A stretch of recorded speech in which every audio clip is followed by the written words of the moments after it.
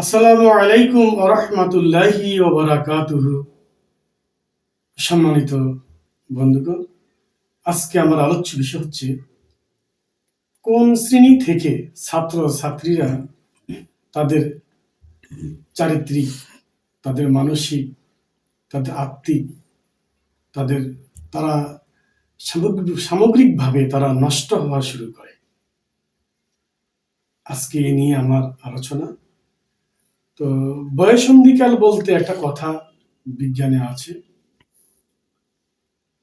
ছাত্রছাত্রীদের, বাচ্চাদের কিশোর বয়স থেকে নির্দিষ্ট একটা বয়স থেকে বয়ঃসন্ধিকাল গণনা করা হয়।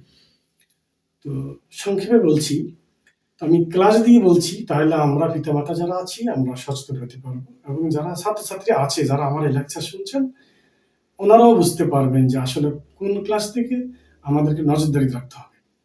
সম্মানিত বন্ধু, সেটা হলো আমরা সাধারণত জেনে থাকি হাই স্কুল, কলেজ,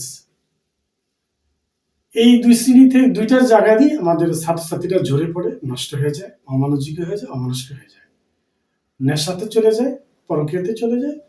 এটা আমরা দেখে আসতেছি যুগ যুগ ধরে। যারা লেখাপড়া করেছি তারাও দেখেছি, যারা লেখাপড়া করেননি তারাও দেখে আসতেছেন। তো একটা সময় ছিল কিন্তু বাচ্চারা যখন অষ্টম শ্রেণী থেকে নবম শ্রেণীতে উঠে, এটাই হলো মূল একটা বয়ঃসন্ধিকালের একটা হিসাব। 14, 16, 18 বয়সের একটা হিসাব, বয়ঃসন্ধিকালের একটা গণনা শুরু হয়।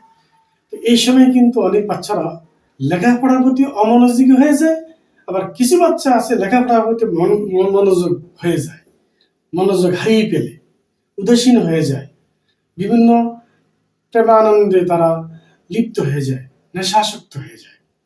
সেটা অষ্টম শ্রেণী থেকে শুরু হয়ে যায়। ইদানিং কালে আমরা দেখতেছি যে এর আগেও অনেক বাচ্চারা, অনেক ছাত্রছাত্রী এই আসক্ত হয়ে যায়। এই জন্য আমাদেরকে নজর রাখতে হবে, খেয়াল রাখতে হবে যে এই অষ্টম শ্রেণী, নবম শ্রেণী, সপ্তম শ্রেণী, এই হাই স্কুল লেভেল থেকে আমাদের বা সন্তানদের তাদের মোটিভেশনাল কিছু জিনিস আছে, এগুলো আমরা বুঝতে পারবো, বুঝতেছি বা বুঝার কথা আমাদের বুঝতে হবে। তাহলে ইনশাল্লাহ তারা পথভ্রষ্ট হবে না, তারা নষ্ট হবে না। এই জিনিসটা আমাদের লক্ষ্য খেয়াল রাখতে হবে। ইনশাল্লাহ আগামী ভিডিওতে লেখাপড়া সংক্রান্ত আমার আলোচনা আছে, কথা আছে, বলবো ইনশাল্লাহ। আসসালামু আলাইকুম ওয়া রাহমাতুল্লাহি ওয়া বারাকাতুহু।